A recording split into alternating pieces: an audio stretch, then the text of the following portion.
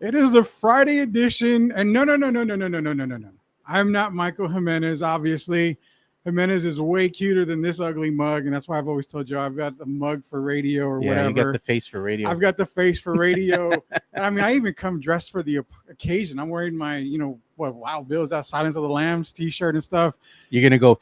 Yeah, we're putting something in the bucket today. I know that for a fact. It's Rudy Campos Jr. Hey, I'm the host of Sweep the League. I'm filling in for Michael Jimenez here at MJ Acquired Taste Podcast. Michael will be back soon. I promise. You've only got to put up with my ugly mug for, what is it, Joe? An hour? Is it an hour on the lunch break edition of MJ Acquired Taste? We got a whole lot to get into. It's going to be, the Hall of Fame. NBA Hall of Fame is this weekend. You've got Parker. You've got Becky. You've got Pop. I mean, you've got Powell, you've got Dwayne. You got a lot of guys going into the Hall of Fame this weekend. That's going to be a treasure in itself for the San Antonio Spurs. Good buddy of ours, Jeff Garcia, always asks me when I talk to him, who's the next player to get in? We're going to have to get into that, Joe. Because somebody said Bruce Bowen. And that felt like a kick in the balls, in my opinion. You're going to talk Bruce Bowen. You might as well add Avery Johnson in the mix as well. Neither one really deserved their. Oh man, you're bad. Bro. Whatever. Okay, forget that. We've also got your cousin, not my cousin, your cousin, Kawhi Leonard, whose name is not supposed to be mentioned in the studio. But by the way, Two Shot Podcast Studio. We are here, Two Shot Podcast Studio. Kawhi Leonard. I've seen him in Spurs jerseys, Joe. What is that about? Not here. No, not here. You took it all down. I remember your wall was full with Kawhi I had like 2014 championship, pictures and stuff, and Kawhi was there, and every picture that had his face, there was a sticker on it. You even had his San Diego State jersey. You did. I remember that. Now Rudy's just talking out of his ass. I'm talking out of my ass. You know what else is out of the ass here? Cowboy talk. Everybody's overreacting to Dak in training camp. He said, I'm not going to throw 10 interceptions this year. He's already passed. He's got 10 in training camp. I mean, we're not gonna give Dak any problems, but top 10 worthy. I argued with a lot of people because I have 1 foot in for top 10. I have 1 foot out for top 10. I'm playing the hokey pokey with the quarterback situation on ranking Dak Prescott. I want to hear all of you guys out there. Drop comments, drop likes, share the YouTube, share the Facebook stream, retweet. Is it Twitter still or is it X? It's the X, man. So what do you say? We still say Twitter, dude. We still say Twitter. Okay, so retweet, whatever, re-X, X up, whatever. The podcast, again, Rudy Campos filling in for Michael Jimenez, MJ Acquired Taste Podcast. So I'm driving in. I haven't been to Marbach in a while. I went from one war zone of San Antonio, drove to another war zone of San Antonio in this area over here, and I started thinking, Poncho raising the flag. Does that make me a bad San Antonio Mexican because I've never been to Poncho? I was a Golden Corral fat guy.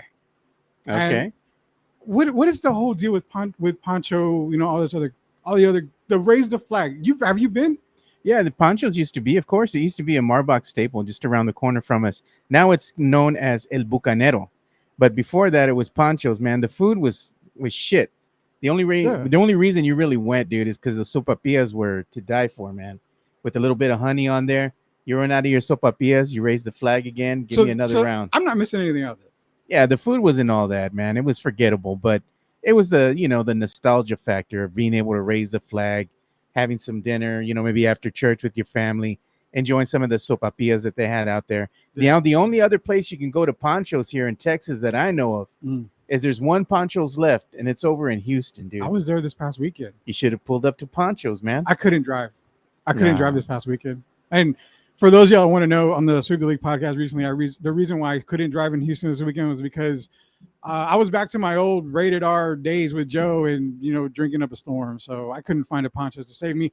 Apparently, no one. They're telling me on the comments here, Tim Gonzalez says that ever since you gave Mike that shot drink live on the air, that we haven't seen Jimenez. So, Joe, I do not want a bottle of water. I do not want to drink. I don't want anything. I can't afford to get sick, man. If that's okay with you, I'm going to pass on all drinks. Okay. I don't know, roofies, whatever you're doing. I don't have no idea. You just got to open the fridge, man. I'm not opening a beer fridge. I'm not full opening of whiskey. What? Now you're speaking my language. Bourbon. I mean, what you want? I got a big old bottle of Rebecca's Creek. We got a bottle of Angel's Envy. Wow. I mean, we got it. We got everything you can think of, man. All right, we're gonna think on that here. People are asking about Mike. Mike will be back very soon, guys. He'll be back very, very soon. Don't worry. You only put up with guest host for a little bit here. I missed the restaurant, the Tex-Mex enchiladas. That's what Tim Gonzalez says. So, I mean, I was a Golden Corral guy. I was a crap food kind of guy back in the day. That's what I was. I'm gonna go one thing. The best Chinese food I've ever had was HEB Chinese Kitchen. Hey man, that HEB. That is the best. That HEB Chinese food, man. Yeah. They used to have the old HEB here on Marbach, man, and that Chinese food was to die for, dude. And they wouldn't skimp on the portion size either, dude. Your fucking plate was overflowing, man. Yeah, you couldn't even close the box. It was. You could close the box, dude. I'm not gonna say I was a fat guy because of HEB Chinese Kitchen, but I'm not gonna deny that I was a fat guy because of HEB Chinese Kitchen. You know what the sad part was is that our fat asses would when you were bigger. I'm still big. We would be out there buying groceries, right? Yeah. We already had a basket full of groceries, and we'd pull up to that freaking HEB Chinese food. Hey, man, give me 2 plates. It was the number 3. It was the 3 meat and the rice and then the egg roll. Yeah. So yeah, I mean that's enough food talk for. I haven't had lunch, and Joe, I need to go get my salad when we're done. You're not gonna go to a stop off or at Bill Miller's, man. The line was wrapped around the whole place. They're having 70-cent drinks today, man. And like our friend Rudy J likes to say, he says it's booty juice. That's what he calls the tea over at Bill Miller's. He's not a fan. Yeah. He says it's diabetes. It's too sweet. I'm like, bro, he doesn't know, man. Like Bill Miller's tea is the perfect blend. If you want sweet and you want diabetes in a cup, you go to Bush's Chicken, dude. Oh yeah, the straw will just stand straight up, dude. That is sugar in a cup. Dude, that's all sugar. It's like they pour the whole bag in there, man. Tim misses Westlake Mall. I miss Westlake Mall. Bro, Westlake Mall. What are we missing? There was Westlake Mall. There was what was the one on the southeast side? They had was it which one? There was Westlake or Citybrook. Well, not where Citybrooks is. McCreeless. Yeah. What was the one on 35? I don't remember that one. I think you had McCreeless Waltham. That was on the Waltham area. Anybody know what the one on Windsor Park Mall? Windsor Park Mall. Can't forget Central Park Mall. Central Park Mall. Yeah. That was the shiznit. I can't cuss, Joe. You told me I can't. You can cuss, dude. It's a freaking podcast. We're not on radio, right? We're on podcast. Yeah, podcast. So I can say shit and all this other stuff. Yeah, cool. Say whatever you want. Well, speaking of shit, we're gonna get into Kawhi because that was the first thing I told you we're gonna talk about is Kawhi Leonard. I'm only bringing him up because I need to know the difference.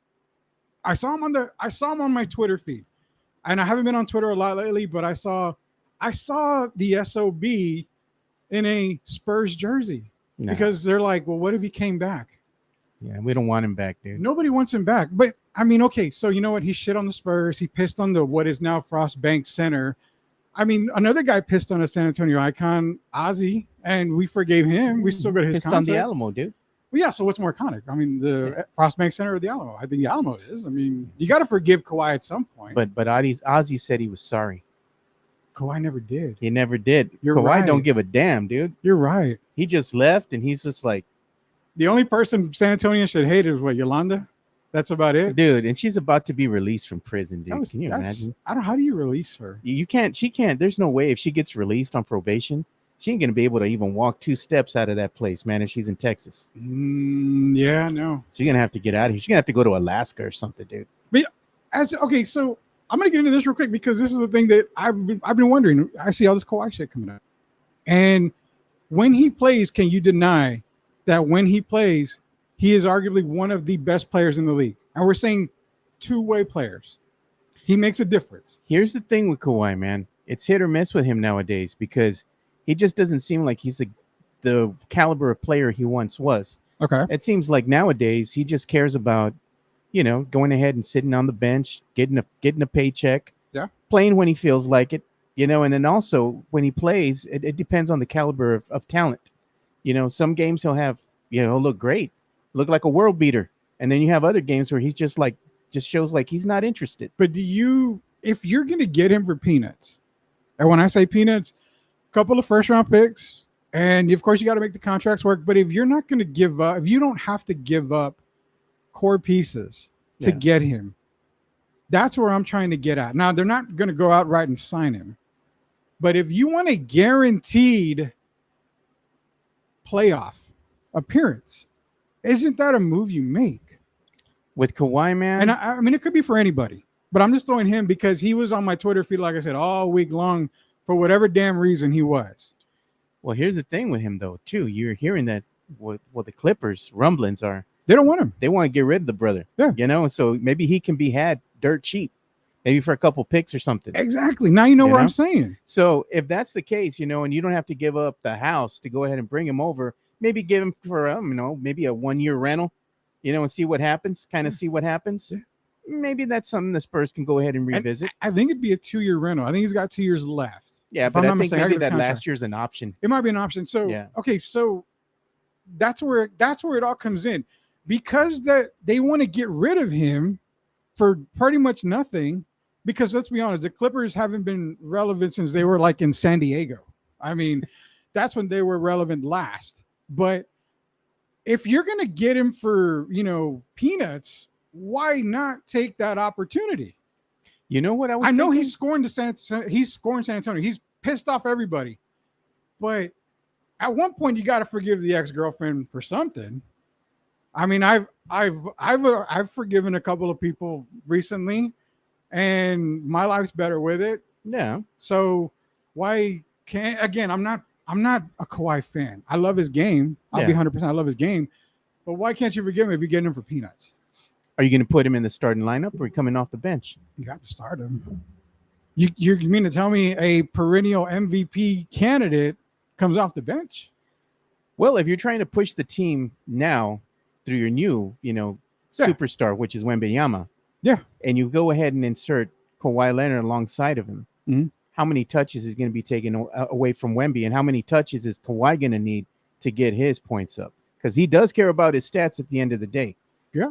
Because if you go ahead and score a certain amount of points and you get a certain amount of rebounds, assists, and all that, it kind of helps you as far as what you get paid on top of your normal paycheck as far as the bonuses go. Doesn't it alleviate the pressure for Victor coming in to the NBA from being that guy for at least 1 year? For at least 1 year, I would say yes, and that might be something that the Spurs could revisit or take a hard look at if the numbers and everything works out, but I think Spurs fans, most of them would welcome Kawhi, and they would go back to their closets where they have their Kawhi jerseys hidden still because they didn't burn them or throw them away, and they would take them out and they would say, "Come home, Kawhi."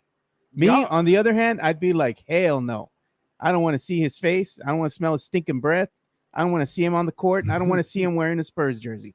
Those dreads look like they smell bad, don't they? I don't know, dude. That dude's, man. I don't know. My thing is, look, you said they would welcome him back, and I think so. I mean, if you're saying you can be relevant right now, Victor Wembanyama makes your team relevant, media-wise. He makes you relevant. On the court, we still don't know.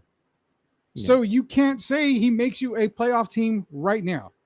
It makes you a better team. Maybe you get a couple more wins. It makes you at least, and don't get pissed off. If you're pissed off, be pissed off in the comments and let me know. But for me and for other people, it makes you 10 wins more relevant right now. So that probably gets 32. You closer to, probably get you closer into a play-in. You would need probably another 7 wins for that play-in spot. So the Spurs, some fans are predicting that the Spurs are going to win at least 40 to 42 games. Where's that prediction? Because I've seen most 32. I've been on the 32. Well, you haven't been seeing the real stuff that goes on Spurs Twitter, brother. No, see, I mean, I do. I try to, but I don't. I really don't play a whole lot. Well, the Spurs faithful, a lot of them on Spurs Twitter are saying that they predict that the Spurs are probably going to win about maybe 40, 42 games, maybe start flirting with the play-in. Me, on the other hand, I think that they might be good enough for at least maybe 32, 34 wins. Hold that thought. You know, we're gonna grab a quick commercial from the sponsors here. Yeah. Hold that thought, because I want to get into the win column here. Before we do, real quick, hey, Jeff Garcia, our buddy at Locked On Spurs, Jeff Garcia, he's doing 100% NBA Hall of Fame Spurs coverage this week. I did a show with Jeff. We were covering Tony Parker. He asked me, is Tony Parker the greatest point guard in Spurs history? I said, hell yes. Who do you think it is? If anybody out there is possibly talking about a better point guard than Tony Parker, there is no way. He also talked to Nick Mendes. I believe today they released the episode talking about Greg Popovich and Becky Hammond. It is all Hall of Fame coverage. Who better to get Hall of Fame Spurs coverage than the Hall of Famer himself, Jeff Garcia, Locked On Spurs? Of course, and not only is he Jeff Garcia, known to everybody worldwide, here to us affectionately here, he's known as Moneybags. Moneybags. So the legend of Jeff Garcia has grown. Now I've met Jeff in person. I will say this: I felt really, really humbled when he pulled up in his H3 Hummer with the spree roll rims and everything. But was he driving? No, he was not driving. And he also had a chauffeur feeding him grapes and wine in the back. So there you go. He's eating his little grape poupon on a sandwich. It's proven. It's proven. I seen it. Hey, look at what we did to the graphic, though, man. We added the steak. Joe, you know I'm hungry. I haven't eaten lunch. We put the steak and the golden chalice there, and he's sporting a little gold, not a gold ring, but a diamond ring. He looks like Scrooge McDuck right there. He does, dude. He's gonna kick my ass for saying that. I'm gonna get the text in a minute here. Yeah, but I haven't really seen the graphic. Yeah, he looks like Scrooge McDuck. Yeah, no, Jeff hates this graphic, dude, but we love it here. So do the fans, man. They love him some Jeff Garcia. So we got to give Jeff some love here. So make sure you go ahead and subscribe again to Locked On Spurs and follow Jeff at Jeff G Spurs Zone on the Twitters, or the X, like Elon likes to call it. Yeah, the Xers. So let's see what we got cracking over here on the. We got a lot of stuff on the. Let's see. We got some comments here. We're going to get in comments here. We've got, it says, unfortunately, SA is not a place people want to play. And that's from Echo. Oh, yeah. Cool. Okay. Echo says, kind of like Milwaukee, nobody lines up to play with Giannis. Yeah, that's true. Giannis is a one-of-a-kind guy. I see 41 to 42 wins. We're going to get into that, David. Give me a little bit of time here. We're going to get into the win column here, see why and how many wins we're predicting. Puro pinche sports. If we can be in the play-in and DeJounte Murray as the main guy, I believe with a healthy unit, we can make it to the play-in tournament with Wemby in his first year. Confidence is oozing on Spurs Twitter and Spurs fans everywhere. Street name is Moneybags, and you got to put the Z at the end. You got to put the Z. The Z. It doesn't have the same ring unless you have the Z at the end. Oh, and shout out to our boy, man, Bear County Social Apparel, because just wanted to let you know we did get those shirts in the mail. I did see it. And we're waiting to go ahead and have Jimenez go ahead and come back here.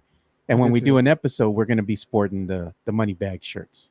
I did see that. I have seen the shirt behind the scene. They're looking pretty fly, right? They look nice. They are looking fly. And I think shout out to Bear County, because I think I'm going to go ahead and grab one of those too. I definitely need to get one, because when I see Jeff next, I'm going to have him autograph it in a gold pin. Yeah, with the gold pin. The gold pin. I'm gonna do something Serve like it to him on a silver platter, dude. Just like he gets his steak. The one with you pick up the lid. Exactly, dude. Should I have the little ocular or whatever it is? That's the next thing that's coming. We're gonna give him that little Oculus, You're gonna make him like the Monopoly guy. Yeah, exactly, dude. Wow. He's getting closer and closer to looking like the graphic on the shirt. Jeff, this is all you, Jeff. I'm gonna leave you alone for right now. But getting into the Spurs talk again, Joe.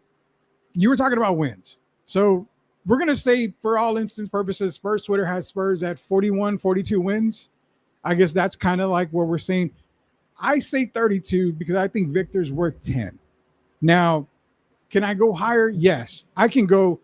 I've gone him as high as 38, 39, which would technically put him in the play-in game. Now, what is your ceiling for the Spurs? Because the reason why I have him at 38, 39, I'm talking healthy Devin.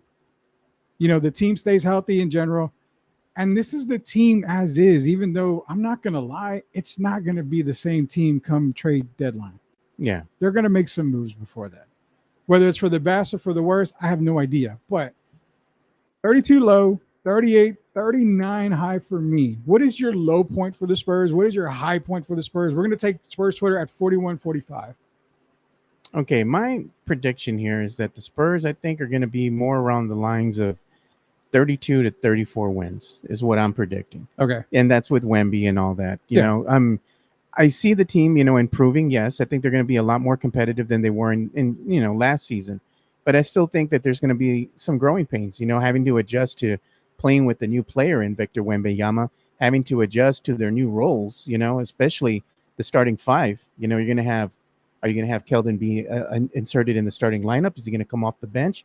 What's going to happen with Devin Vassell? I'm looking for him to have a better season, maybe a breakout season, because he wasn't even in conversation for the top 25 shooting guards in the NBA per the latest, poll that came out in the standings there. And I think it's probably going to make him feel a certain way. I think he's a really good player. I think he's arguably one of the best players that the Spurs have currently, even with Victor Wembanyama. I think he's the most well-rounded player that the Spurs have currently on the roster. So I'm looking for him to stay healthy, have a breakout season, and be in the conversation, with a lot of the talking heads in the national media taking notice of the greatness that is Devin Vassell. Mm-hmm. So with that said, you're going to have Jeremy Sohan being able to go ahead and be more of a, show more of his defensive prowess on the court, because he's not going to have to score so many points. He's not going to have to be called on to put up 10 points a night. He's going to be able to do what he does best, and that's just be an annoying person out there on the court, just being that flea, that mosca that just goes and bothers everybody. And that's what he needs to do. He needs to get under the opposing player's skin, so to speak, get him out of their game. And I think that's what he can do. So and with all that said and done, even with the second unit and whatnot, 32, 34 wins to me is very respectable. So we got Put Up With Just Sports in here. Basically, the sum up the comment was, what team doesn't make it? If they need one team to fall off to make it. I mean, I'll go real quick through the Western Conference here. I mean, Denver's obviously number one. We're not going to take Denver out. Memphis, they play better without Ja Morant. I still think they have enough to stay in the playoffs there. Sacramento's going to be there. Obviously, Phoenix, I'll get into them in a minute. They're going to be there. But you think Memphis is still going to be there even with Ja's suspension? They're not going to be two. Yeah. But they're still going to probably be in the playoff, maybe more than likely play-in type team there. The Clippers are the one that I'm looking at that might fall from grace into the play-in spot, maybe further, depending on how many games Cousin wants to play and if they even keep Paul George. Golden State Warriors. That is the dumpster fire right now in the Western Conference. Lakers again. You've got LeBron. You've got AD. They're gonna make the play-in at least. Minnesota is that one team I see falling from grace. Oklahoma City takes the step up. I think they've got a great team right there. The Pelicans. Oh man, dude. Now the Pelicans, you're gonna kick my ass, Joe. But when it comes to South, the division, I kind of have the Pelicans up there in the division. They're an enigma, man, because you look at them as a team and what they have talent-wise, it's not too bad, dude. On paper, it's a hell of a team, Yeah. But the enigma that kind of holds them back there, it's always the drama that's going on with Zion, dude. Yeah. And you don't know which Zion you're going to get. You're going to get the one that looks like he's lost 20, 15 pounds? Are you going to get the one that comes in fat, out of shape, been eating hot wings all summer? Banging 10 girls at a time. And man, he just can't seem to keep himself out of trouble, you know? So whether Zion is healthy or not, I know recently talking to Jeff, I actually had New Orleans as the favorite to win the division. I think that team is ready to take that far a step up. All the drama aside, I've got New Orleans up there. The teams that I see falling from grace, Minnesota coming out. The Clippers, again, I think the trade deadline stuff might affect them. They might be coming down. Phoenix doesn't have a point guard. Everybody says Bradley Beal's a point guard. When was the last time Bradley Beal played point guard? The guy's never played point guard in his life, period. Who's going to run their offense? Book? Nobody. Come on, man. Bring Kevin Johnson, whoever. I don't care. Bring anybody back. There's nobody that can run that damn offense. Yeah. Golden State. Chris Paul, Steph Curry, Klay Thompson. That sounds scary. But when your tallest player is 6'9", who the hell is going to rebound for you there? When you have the likes of going up of Jokic. I mean, you've got the likes of, Sabonis there. I mean, there's a lot of guys out there that are going to be way better rebounds. Way better rebounds. Look, we got a comment here by Tim Gonzalez. He says, what do we got? Joe Garcia, you said they win 32 to 34 games this season, but what happens if they make the moves in the trade deadline to chase the play-in? Here's the thing with that, man. They got to have the cap space, and they also got to move some pieces in order to go ahead and make some viable trades to get some talent. Now, you look at what they have currently, and yeah, they have a great, starting five, a young starting five. Mm-hmm. And they need some seasoning, man. Let's be honest, But when you look at the plethora of talent that you have currently with this current Spurs roster, you're going to tell me that the Spurs, as currently constructed, are going to be able to go ahead and flirt with the play-in tourney? That's why I put them at 32 to 34 wins. Even if they do, let's say, make some trades, what do you think they're going to be trading for? They're not going to be trading for marquee level players. They're going to be trading more for veterans. Yeah. What can a veteran do? Because they have to make the numbers work as far as the money, the cap space, and also they don't want to go ahead and trade away their futures by giving away picks that they've already acquired. 2026. Yeah. That's the draft you want to keep your eye on for the Spurs. Now, 2025 could be good, but 2026, Cooper Flagg, you got the Boozer brother coming out. I mean, you've got guys coming in 2026 where if you've got top picks there, you're giddy. Yeah. You're super giddy. And that's where I'm looking at. So you're right. They have assets to trade. They've got tons to trade. Yeah. If they're flirting with that play-in, okay, so let me go back. Who was the guy? Tim, right? Tim's the one that asked. Okay, Tim Gonzalez. Good comment, by the way, man. Love the comment, Tim. Thank you. Everybody, just keep commenting. But Tim, let me ask you this and put it in the chat here. What do you consider flirting with that play-in spot? Because if you're right there at 11, but you're not going to go past the play-in, do you just say fuck it and take the L for the year? Look what happened with DeJounte. How far do you have to be in the play-in to say we're going to make a move now? Yeah, but look at what happened with the Spurs team, as they were constructed with DeJounte, kind of being the man. Yeah. DeJounte was the man. They went into the play-in tourney, right? Yeah. And they showed that they had no business being there. They got trounced by the Pelicans. Yeah. Handedly. Yeah. They had no business there. And then DeJounte leaves the next season. Yeah. So if the Spurs make the play-in tourney, fans are going to legitimately tell me that this team has what it takes to go ahead and move forward in the tourney, depending on who their opponent would be. Well, that's what I'm saying. Okay, so by Spurs fans, metrics, do you want to be mediocre for a few years, or do you want to continue this rebuild? Let me ask you a serious question. Ever get serious. What's next? What's the next draft looking like for next year? As of right now, not great. Not great. So it means you have to have a high pick in order to really, say, okay, well, maybe we can work with this. The other ones are going to be like always, kind of like a gamble. You're going to need, from what I've seen coming out of the draft for next year, I mean, you've got some players, you've got an international guy, a couple of them that are going to be coming out. For me right now, I need Viagra to get the boner for next year's draft. Is what a little chubby. Yeah. To get help, I need that to get ready for next year's draft. Now, 2025, I'm getting a little fuzzy feeling down there. You're getting a little tingle. Yeah, as long as the CBA isn't changed and we allow high schoolers to come out straight to the NBA, then we got to wait for 2026 when you are just full penetration. Yeah. Because like I said, you've got Cooper Flag. You've got, I'm more thinking Visick is going to probably be in 2026. He may come out sooner. But then you got Boozer. You've got a lot of good guys coming out in 2026. So that's where, this next year is that you need Viagra this next year to get going. Yeah, maybe this next year, if there's not really that top level talent up there, and maybe the top five, top six, if you're not going to get a pick in the top five at least, maybe that Spurs, as we always say, maybe you consider trading that pick and moving down into the second round and getting some more bang for your buck, so to speak. Yeah. Exactly. And that's something that I think they could have done this year had they not gotten the first pick in the draft. Welcome, Chris Leha. Hey, I see him a lot on Twitter.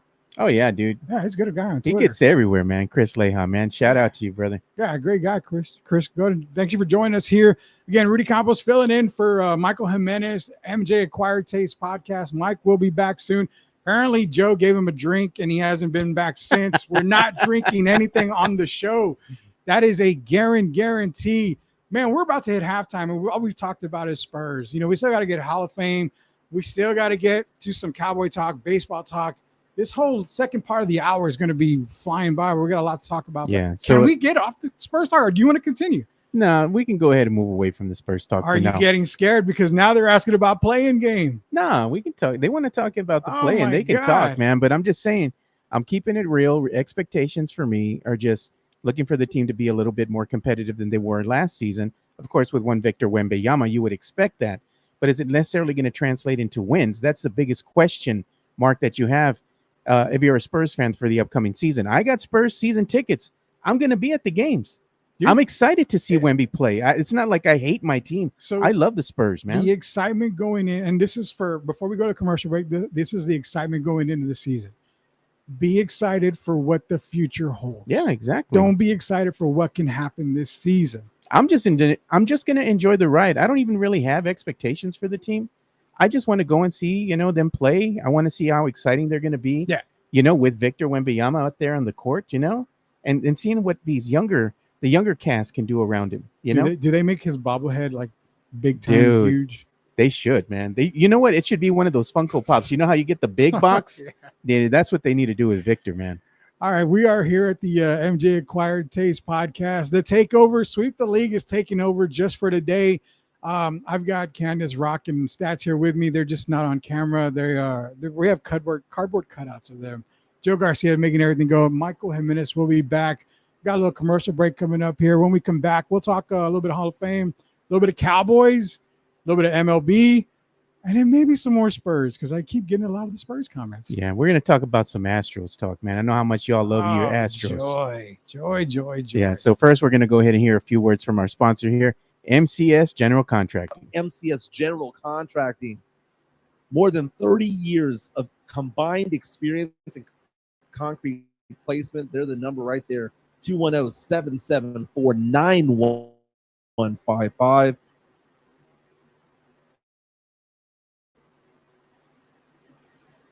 I guess it's done. MCS General Contracting. Again, let me give you that number again, 210-774-9155.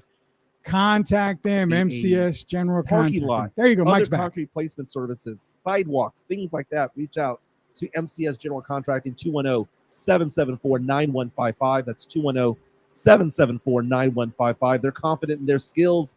Chris Leha confident in his fantasy football prowess, if you will. Thank you for being a sponsor of our show. He does a fantastic job over there. Yeah, so shout out to you, MCS General Contracting. You all do a great job over there, and hopefully when Mike gets back, can go out there and do an indoor pour with you guys. So make sure you go in and check out MCS General Contracting. Their number again is 210-774-9155. And and the thing is, I'm remodeling my childhood home, Joe. Like I literally am fucking Tom Hanks and Shelley Long here with the money pit. It's not one problem after another. So I might have to actually hit up MCS here when we're done. You know what? You need to go ahead and hit up MCS so they can do a pour around the perimeter. So you can have like a reinforced fence with barbed wire and everything. to keep all the bums out, dude, from the back. I need that. You know what? With the money pit that I have right now in my old house, I just need him to pour an entire fucking block of cement across the whole thing, and let me just start from the beginning or something like that. Dude, the homeless, you got the bums in the back. You know, the vagrants are always fighting. That's an entire show in itself that we could go off. Man, if we could see the live feed from your ring, you know, camera that you have in the backyard. Oh God, it's bad. And actually, what was it, a week ago? That whole ATM robbery where the truck that was in my backyard. The ATM machine. It would have been funny. It was in your backyard. It was in my backyard, right next to the Roy Moss Center. It was right there. I'm like, holy cow! All right, well, enough about getting robbed, because people that didn't get robbed were those that were selected for the NBA Hall of Fame, and well-deserving Popovich, Pau Gasol, Tony Parker, Becky Hammond. Looking forward to Gene Katie going in Purdue on the Purdue sidelines for many years. And what kind of the sentimental part for the Hall of Fame wasn't the Spurs going in for me, Joe. I know it was for you, and I love my Spurs, but seeing Jim Valvano as part of the 2023 class, knowing that 5 years ago to tomorrow's date, my dad passed from cancer, Valvano passed from cancer. You have the Jimmy V Foundation. Yeah. You've got all that going on. So I'm a huge supporter of the Jim Valvano, Jimmy V Foundation. I do make donations to that and everything because of what my dad went through. But seeing him go in, this is a very special year for the Spurs fans. Joe, I want you to talk about Spurs fans, because how is it for Spurs fans going in? It just seems like everybody is so excited to this class, and I am excited too. Not only that, you have Dwayne Wade and Dirk Nowitzki going in. Yeah, man. And former Spur Paul Gasol. He's going to be enshrined as well. Yeah, Paul Gasol as well. Know? So that's you can still claim him. Spurs fans can still claim him. So you got Coach Pop, you have Tony Parker, you have Becky Hammond, and you have former Spur Paul Gasol. That's 4 right there. Yeah. If you're a Spurs fan, why won't you claim Paul Gasol? Like, why do Spurs fans hate him so much? Like, who hates him? I've seen a lot of flack. You know, a lot of Spurs fans give him some shit because they don't want to claim him. They're like, well, he only played a few seasons. I'm like, he was still a Spurs player, and he still helped us. He took us into some deep playoff runs too. Yeah, he did. You know, so it's like I give him his roses, man. He might not have been the same player that he was with the Lakers when he came to San Antonio, but he was still an instrumental part in the playoff runs. You know, and I give him his roses, dude, and I'm glad that he's getting enshrined. I think he deserves it. He deserves it, but not only for his NBA accomplishments, but I mean, he's one of the best international players. So he is, man. I mean, that, you know, why do people forget that, Joe? Why do people automatically assume because this guy had the absolute worst NBA career that he doesn't deserve Hall of Fame nod because he was from overseas? Last time I checked, it was Basketball Hall of Fame. It wasn't the NBA Hall of Fame. Yeah, Basketball Hall of Fame. That's why you're going to see guys like Oscar Schmidt from overseas, Andrew Gaze, former Spur, Andrew Gaze, Hall of Famer. I mean, you know what? David Outwater brought up a good point, dude. Spurs fans don't like him so much because he was a Laker. Well, okay. So that's a decent point. Spurs fans don't like Lakers, even though when the Lakers play in San Antonio, 95% is yellow and gold or gold and purple. Those are the T-shirt. But it doesn't matter. It doesn't matter. It does fill. You know what was funny? When I went to a Spurs game last season when the Lakers came a-calling, right? Yeah. A lot of these fans that I saw sporting LeBron James and Space Jam jerseys, and they had their cars all decked out with Laker flags and all that kind of stuff, you know? Yeah. I went to another game. Those same fans showed up in Spurs jerseys. You know what? And those Laker fans, they were excited to go ahead and get the free Spurs T-shirt that they were throwing out at the arena. Yeah. And because they're going to use it the next game because they're going to wear it. You know, because the same fans that are rooting for the Lakers, they're Spurs fans. So stop it. Stop it. So I'm assuming that all Spurs fans hate Lonnie Walker. They hate Lonnie Walker. I mean, if you're going to go the same route, you're going to have to say you hate Lonnie Walker because now, I mean, he's a Laker. I mean, he played for the Lakers, so we're going to go that same route then. But Powell is one of the nicest guys you could ever meet. He is, man. So I guess you can say the Laker hatred is there, all that. I would say hate Derek Fisher more than Pau Gasol. Everybody hates Derek Fisher, the 0.3. Who can forget her? 0.4, man. 0.4. But you know what? It should have been 0.3. The clock, whoever was controlling the clock at the AT&T Center at the time, they were late. Robert Horry. That last 0.1 or whatever, it could have turned things into a different direction. Who was running the fucking clock that night? A fucking Laker fan, bro. That's who it was. Yeah, it was a Laker fan. Had to be. How do you not know to push the button? Like, come on, man. So Robert Horry, another person. Big Shot Bob. Hey, man, he says a lot of questionable stuff, man. But if it wasn't for Robert Horry hitting that big shot against the Detroit Pistons, well, we have been, privy to seeing the Spurs hoisting up another championship trophy. We can't go down what ifs, because I'm just saying he was an instrumental part, though. No, he was that big shot. Those big shots, man. Yeah, but I'll say we can't go down the what if hole, because that rabbit hole is, well, what if Manu didn't foul Dirk? What if Rod Strickland actually made a correct pass? What if Zaza didn't stick his foot out under nephew? What if Zaza? I mean, nephew would have probably still been here. Yeah. So it's like there's so many what ifs, but Robert Horry is another way. I mean, you know what? This is the thing with Robert Horry. If you hate Pau Gasol, but you don't hate Robert Horry, what the fuck does that make you? The guy was a rocket. He was an I-10, rival, rival right there. Then he goes to LA. And then he comes to San Antonio. So, I mean, I think you'd have more hatred for Robert Horry, who doesn't consider Tim Duncan, one of the best of all time or whatever he said. All these guys are weird, man. When they look at Jeff. That shit. Jeff's giving us a play-by-play. He says, by the way, I'm at the Hall of Fame press conference right now. He's about ready to get his Hall of Fame jacket. He's going to have a bust made. And you know what? That bust is going to have. He's going to have him deliver it to his room. Oh, he's gonna have. Oh, okay. They bring it to him. No. I don't like to be handed things. Deliver it to my room, my liege. Could you place it on the table with a white glove? Please? Yeah, don't touch it with your hands, your bare hands. Chris Leha, yeah, I think Jeff has a golden chair. He's got to have the golden chair. He does probably. He probably does have a golden chair. Yeah, he does. I mean, come on. He's gonna be going to the Basketball Hall of Fame. He's going over there with some coin, dude. He's gonna go drop some money on something. I recently told Jeff that he is the next Spur to go in the Hall of Fame. And maybe as a writer. I told him that. Right? Yeah, he's having steak at the press conference. Yeah. You know what? I bet you he has a money clip of gold with that, dude. Can we get that? Can we prove that, Jeff? You're listening, Jeff. Can you prove that to us? Take a picture, tweet it to all of us here. You can tag myself, MJ Required Taste, Two Shots Podcast. Again, Rudy Campos filling in for Michael Jimenez here. You only have to put up with my ass for another 18 minutes or so. But we're talking a whole lot of Spurs here. Let's go ahead and talk about some of this Hall of Fame stuff too, because you know what? Go for it. We're talking about it.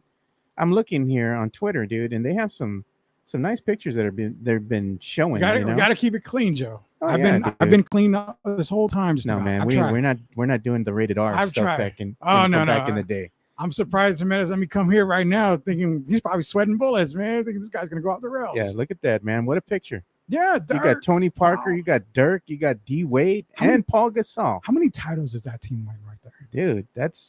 That's some royalty right there, man. How many you could put, Oliver Miller on that team, and they're probably gonna Oliver Miller. They're gonna probably be winning at least 50 games, 60 games maybe in that team right there. Yeah, but that's a hell of a picture, man. There's some greats right there. That's a good squad. That is a good squad, holy dude. Cow.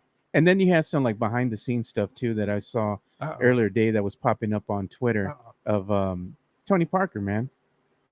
What was Tony doing? Please let it be clean. Please let it be clean. Dude. All right, just making sure. Clean, man. They're just posting some video. He's not rapping. That's all we don't need. We don't need. Let's rap see what he's time. doing. Let's see if we can hear him, man. Let's see what we got. I think I got too many windows open there. It's the best class ever. Oh, he's signing autographs. But Nana is like a hell of a class, and I'm so happy to go in with Dirk and Powell. I've been playing against them since I'm a little kid, and D Wade.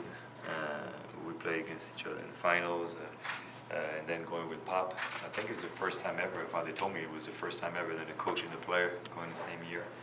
And Becky Hammond, very close to Becky Hammond. People don't know that, but she's like my big sister. So it's pretty cool. It's pretty cool to go in with everybody. So there you go, Tony Parker just saying it's, kind of an honor to be included in that Hall of Fame class. And how about that? what he just said. It's the first time that a coach and a player are going to be put in that we're on the same team. Now, can we go one step further and say a coach, player, and an assistant coach in the same class? Assistant coach Becky Hammond. That's actually pretty cool. Pretty cool there. Now, those 4 guys with Pop as a coach, does that add more titles to that roster? Man, that's crazy. It does. That's Red Auerbach stuff right there. Yeah, man. Coach Pop, man, he's the GOAT, dude. He's gonna go down as if not the greatest coach. He's in the talking of one of the greatest coaches in NBA history. But would you be opposed to me saying that behind Pop is Eric Spoelstra? Hey, man, Spoels.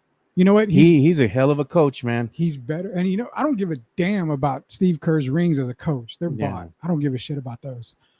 But Spoelstra is way better than Steve Kerr as a coach. He is really good. If you've ever seen what he does, his adjustments, man, the dude is great at that, man. Making adjustments on the fly. He's good. Getting his team to win. Yeah. I mean, he's a hell of a coach, dude. I think he's going to have a legacy that could probably mirror what Coach Pop is doing when it's all said and done if he stays in the league long enough.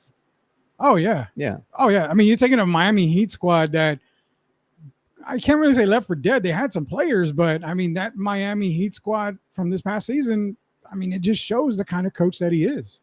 He's a hell of a coach. So shout out to Spoelstra out there. Yeah. Hey, man, if the Miami Heat ever let Spoels go, the Spurs should pick him up in a heartbeat, dude. I'll drive my little Honda to go get him. I don't give a damn. I'll pick him up from the airport, do whatever. We'll have money back, send a limo to go pick him up from the airport. Jeff will send his private plane, dude. Oh, yeah. We need Jeff to send a private plane. Yeah. I asked Jeff for to borrow his private plane, and I got the middle finger. You know what we need to do? We need to put Jeff's face on like Richie Rich from back in the day. Remember that? I remember that. Hey, David is saying that Miami has a culture like the Spurs. 100% on that. 100%. And that's the thing. And you know what? Chris is obviously on the same page with me. Spoelstra is better than Kerr. I've been saying that for a long time. Kerr, I'm going to say it, talking to, a couple of NBA players that I know and I talk to, and we all agree. And I'm telling the same thing I'll tell you guys. Spoelstra is the second best coach in the league. I don't give a shit how many titles Steve Kerr has as a coach. Doesn't make anything. He cannot coach for shit.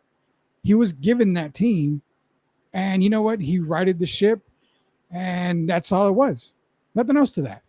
But for me, Spoelstra is the better coach of the two. He's the second best coach in the league. We got another commercial to get to, Joe, before we go on here? Yeah, we're going to go ahead and, we'll go with our girl over here, Cynthia J. Sanchez of J. Parr Realty. Just got to show some love to Cynthia J. Sanchez. She is of J. Parr Real Estate. Proud sponsor from day one of the Acquired Taste podcast, the Acquired Taste Network. Her phone number is there, 210-273-0748. Go to Realtor.com. Check out her reviews, because all the people that she sells homes to, give her 5 stars. That she is prompt, that she's understanding, that she communicates well, that she calls back, that she answers questions correctly, that she is smart at what she does. And we're talking about real estate. That is buying a home, selling a home, whether it be a rental property, primary residence, whether it be an Airbnb, that type of property. You can reach out to Cynthia J. Sanchez from J. Parr Real Estate, 210-273-0748. We're talking about 16 years of experience in real estate. She's a badass at what she does, and she is my personal real estate agent. My last house. Yeah. So there you go. Shout out to you, Cynthia J. Sanchez. I'm gonna have to use her, Joe. If I can't get this damn house fixed, I'm gonna have to use her to get another house. Yeah, man. You gotta move out of that war zone, man. Well, yeah, I gotta move out of that war zone. I mean, I'm better off living in the dumpster in HEB or Mercado right now than where I'm at right now. That house is giving me a lot of problems. So definitely bad. I'll hit up Cynthia soon here. Be sure she's a sponsor of MJ Acquired Taste podcast. Hey, let's get in some talk here too. Let's go ahead and start talking a little bit about the schedules that were released as well. We haven't really talked about that much. Before you bring up the schedule real quick, shout out to the Fantasy Gods on Sundays, right? Yeah, Fantasy Gods. Fantasy Gods, 11 o'clock. Jimenez hates me when it comes to fantasy football. The only league I ever played with Jimenez in, he got last. I'm just gonna say it right now. Oh, Brandon really? Medina can attest to that. So I'm gonna just say, Fantasy Gods, great guys. Listen to that podcast as well. I consider myself a fantasy immortal, but we're not gonna get into that, Joe. What's the schedule like? Okay, so we're gonna go with Sham Sharnaya, man. He went ahead and posted this on the X Twitter. That's what we call it. Christmas Day games for 23-24 season, and his sources say over at the Athletic that the Bucks and Knicks are up on to play a Christmas game. 76ers Heat, Celtics Lakers, Mavericks Suns, Warriors Nuggets, and too much to the dismay of Spurs fans. Who cares? We're not going to be seeing Wemby on Christmas Day. Who cares? It didn't bother me at all. I mean, how do you feel about that? To me, it doesn't bother me because I think players would rather be with their families on Christmas than actually playing the damn game. Yeah, no doubt, man. I mean, I know I'm going to be flying on a plane somewhere. I'm going to be here on Christmas Day with the family. Yeah, man. But the next day we're out, dude. We're flying over to Disney World. Going to be spending the whole week over there. We're going to bring in the New Year at Disney World. So. Christmas and New Year's at Disney? Well, Christmas, I'm going to be here. We're going to fly at 26. Yeah. Okay. Yeah, we're flying out on the 26th. So I'll be watching some games on the plane. Did I not get the DM? I thought I would have. Oh, it was my wife that surprised me, man. Oh, okay. You can imagine my surprise when she's like, "Oh, and by the way, we also used your card to make the reservations." Oh, there it is. There it is. Honey. They try to see, it's ease it in. Family vacation. Yeah, they try to ease it in. Ease it in at dinner, Hey, we're going to feed you, but by the way, this is what happened. Be sure she uses Vaseline next time she's sliding that thing in because it hurts. I know that for a fact because my wife does the same thing. I'm like, you did what? Hey, what? You did what? You'll get the bill in a month, man. You'll be all right. You'll be all right. Well, congrats, man. Trip to Disney World. Wow, man. All I got to say is get a scooter, dude, because I don't care how in shape you are. That walking will kick your ass. Dude, I'm a big boy, but I can do the walking, man. I have nice, walking shoes. Yeah. The trick is no matter how tired you are and how much your legs hurt and your feet hurt, don't sit down, dude. If you sit down, that's a kiss of death, dude. You might as well just hang it up. Because as soon as you sit down and your legs start to cool off, you're going to get cramps on your hamstrings and the back of your calves from hell, dude. You get cramps in places you had no idea you had, It's like, don't sit down, man. Drink plenty of water and just keep moving, dude. If you sit down, you just might as well just go home, man. Get on the bus, shit. Get on the little trolley or whatever. Man. But yeah, we have another schedule here too, showing that ESPN is going to have the schedule release date for the tourney. They're making a big deal about this in-season tourney. That's so stupid. So it's on Tuesday, August the 15th. They're going to release the tourney schedule first. They're really pushing for this. And it's going to be on NBA Today at 3 p.m. Eastern time on ESPN. Yeah. And then later on in the week, they're going to release the full NBA season schedule. They don't even tell you the date for that because it's an afterthought because they're pushing the in-season tourney. The in-season tourney to me is just a money grab. That's all it is, dude. I mean, what is it? It makes no sense. Like, what are you playing for? If you win, what do you win? Nothing. Is it going to help you in the seedings? Or you're going to get home court advantage? The games count towards the season total, from what I'm not mistaken. They count towards the season total. So you got to actually play hard to win. But I mean, in-season tourney is so stupid.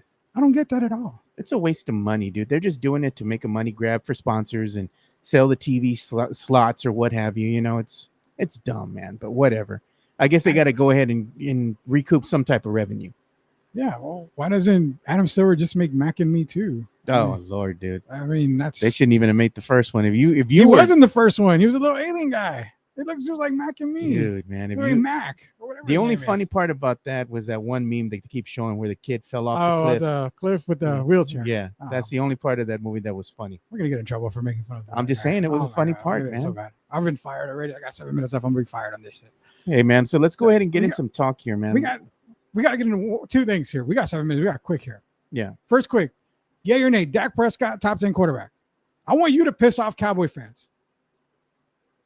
Dak Prescott, to me, is just a mediocre quarterback, man. He hasn't proven to me that he can do anything other than just throw a whole bunch of interceptions, win some games during the regular season. But when it counts the most, when your team needs you the most to show up and be that leader, and you're either going to be in the wild card or you're in the playoff race, shit's the bed. Every single time, dude. I have to admit, when we're talking top 10, I'm not talking elite. I'm not talking, perfection, any of that shit. But right now, Dak is definitely 9 or 10 for me. I have my right foot in. I have my left foot out. I'm playing the hokey pokey. I'm going to shake it all about. The last, let's say, standings that I saw from the NFL, national standings, from the media and whatnot, Dak was top 10. He was in the top 10. He was at the 10th spot. as far as top 10 quarterbacks in the NFL. I mean, there's like 5 guys that I have on the verge of top 10, and it's like the playing game. You're right there. Bro, Kirk Cousins was higher than Dak Prescott. I have Kirk higher. I think he was at 8, if I remember correctly. Based off of how this season starts, I could rate Jared Goff higher than Dak Prescott. Would you take Kirk Cousins if you were going to go ahead and pick a QB for your fantasy league? For fantasy, I would be late. Late pick for Kirk Cousins. Yeah. I mean, just because he has the Justin Jefferson effect. Now he's got Jordan Addison. Yeah, I think I would take him late. He wouldn't be like my first option at quarterback. Yeah. He'd be what's left over. Yeah, he's a late draft kind of guy. Definitely. So Dak Prescott, no for Joe. Yes for me as of right now in the top 10, 9 or 10. We've got 5 minutes. Hey, baseball. We're doing the rapid fire here this last couple of minutes. Astros are still in. Texas, I told you when I walked in, is this 1992? I mean, we've got Baltimore. We've got Minnesota. Here are the latest standings, dude. Toronto, Texas. I mean, is Julio Franco and Pudge Rodriguez playing for the Rangers right now? Man, Pudge, man. I miss me some Pudge, dude. Cal Ripken, is he an Oreo again? I woke up thinking, holy shit, I'm freaking like 10 again. You want to talk about Twilight Zone, man. I was telling you before we even started the show. Look at the NL wildcard teams, man. Philadelphia, San Francisco. Are you kidding me? The San Francisco Giants. Keep the Giants out of your mouth, man. Come on. I'm just come on. This is your team. It is my team, and they're supposed to be shit. I'm just like, San Francisco, I'm like, they've been shit for years, And then all of a sudden now they turned things around this season. They've had a great season, and they're in the wild card race, man. They're only 2 games back of Philadelphia. Now, the Phillies I see there, the one, I'm telling you, Joe, it's like 90s again. The Braves are number 1. We're talking Tom Glavine and Sid Bream and Ron Gant, Smoltz. Terry Pendleton, Smoltz, Bobby Cox is the coach. I'm like, I woke up thinking, let me check these damn standings. Holy shit, I'm back in the 90s. In the AL wildcard teams, of course, you got to go ahead and talk about Tampa Bay, the Stros, the Houston Astros, and the Toronto Blue Jays. The Houston Astros, they had an opportunity, man, yesterday at 11 o'clock, early game, right? Yeah. To go ahead and get a much-needed win against the Baltimore Orioles, who are at the top of their division, by the way. If you look right here, they're leading the AL division. Yeah. They lost 5-4, dude. And I mean, it is what it is. And right now, Houston's sitting at 66 wins, and you have the Toronto Blue Jays nipping at your heels, and you're falling further and further back. You're 3 games behind Tampa Bay right now. Yeah. What do you think the Stros are going to do? You think they're going to finish strong, like a lot of their fans say, and they're going to go ahead and win in order to get into that wild card race, or you think they're going to fall off? No. The Stros are going to make the playoffs. They're going to make the wild card. The Stros will still be in it, and that's where the Stros get, they get very deadly. They get in the postseason. Now, postseason Astros is the team to beat. They're set, and I actually like their team. They're kind of backing their way into the playoffs, into the wild card spot, but they're getting there. They're going to get there. Teams like the Orioles, teams like, maybe even Minnesota, a lot of these teams, I'm still not sold on them. I mean, they're having great seasons for a reason, but I'm still not quite sold on them. Coach Gio, he's still going for his Mariners. He's a Mariners fan. We know he's a Mariners fan. Hey, but the Mariners right now, Gio, they're on the outside looking in. Could they get in? They could. They could. But they're going to need some help. They could. And look at that. They said, Tim Gonzalez, 24 or 23 days left until college football season starts. So quick synopsis here on college football. Now, next year for NFL draft, for all you college guys out there, you're going to have a shitload of quarterbacks that are going to be good coming out. A shitload. Caleb Williams, Drake May. Everybody knows this guy's name, Cameron Ward. Look for him. Washington State. College football this season is going to be bonkers. And I know Gio's in the chat. Gio, your Georgia Bulldogs can suck it. I don't think they're going to win the title this year. For whatever it's worth, college football this season, Joe, is going to be good. This is going to be a really, really good college football season. Longhorn faithful. I really think the Longhorns are going to do something this year. I'm a believer in that. Even though I'm not a true Longhorn fan, I'm a believer. You've got the SEC. It's going to be really good in the season, the SEC.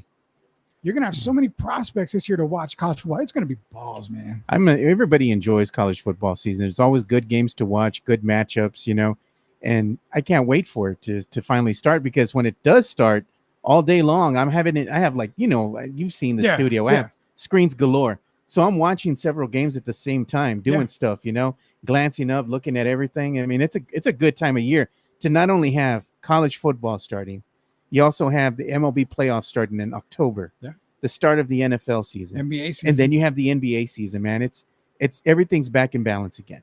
Yeah, the world is perfect. The world is perfect. And the wives don't see us for a long time. Oh, yeah. That could be a good thing or a bad thing. Yeah. Hey, Tim Gonzalez, Drake May with the pukes. Come on, man. I'm a Tar Heel. The only school I ever applied to is North Carolina, and I framed my rejection letter because that's the only school I applied to. I'm a Tar Heel. I'm bleeding that baby blue.